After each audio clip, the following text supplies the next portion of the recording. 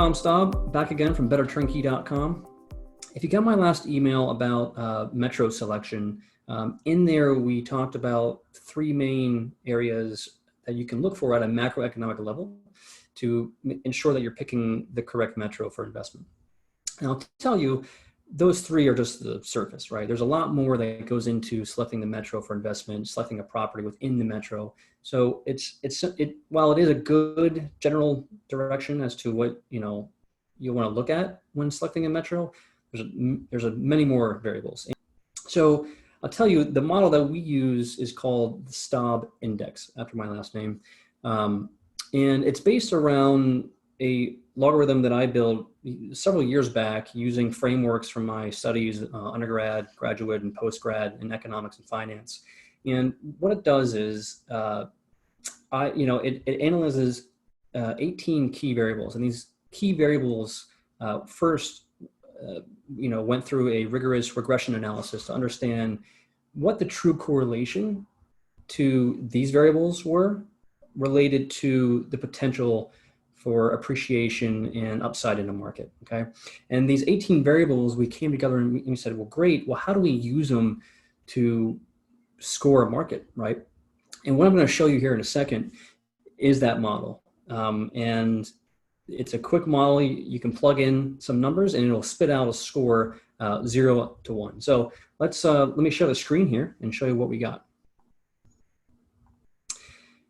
So here we go.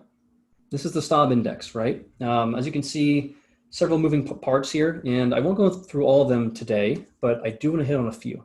Okay, now what I have here is Milwaukee, Wisconsin, as a market, and one of the ones that we are investing in right now. And the model itself is really categorized into four main buckets. The first one is macro economic indicators, right? So as I said in the previous video that I sent to you, one of the key things we look for is diversity in the economy. So you can see here the quantity of major industries is here.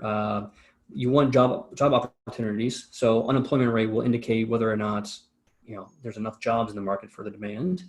And of course, you want a growing economy, right? The next piece, again, we talked to this as well. You want low, middle, and upper class people in a market. You don't want a concentration that you might find in New York City or Seattle or the Bay Area of upper class people, because that is one segment. You want a diverse base of people as well. And so this section is a big part of the overall score, but it's weighting the school quality, the crimes statistics, the population growth within millennials, which I think is a really key indicator right now. Population growth in general, and then of course the median income of the market. The next one is just science. It's based around the financial opportunity in the market, and that comes from a number of ways, right? There's this history that proves kind of the troughs, the peaks in a market, and to understand when a market relative to a number of other variables might be overpriced, priced at a premium, priced and so from a number of different variables in the back end, we're analyzing here what we think is a relatively strong or not strong opportunity for financial gain. And the last one, which is kind of my fun and more favorite one, is it's indicators that I think might not be so easy to measure, but are true to what I think that we'll be seeing from a supply and demand standpoint. Keep in mind, again, real estate is mostly about supply and demand. Demand for the asset, demand for a rental or apartments or space versus supply of it, right? And so what's going to make people want to move somewhere? Weather is a big part of it. Sunshine's another part of it. How cold it gets in the winter. Jobs. Is it close to a beach? Is it not? Is there a scene for music and art? There's a lot of things that go into that.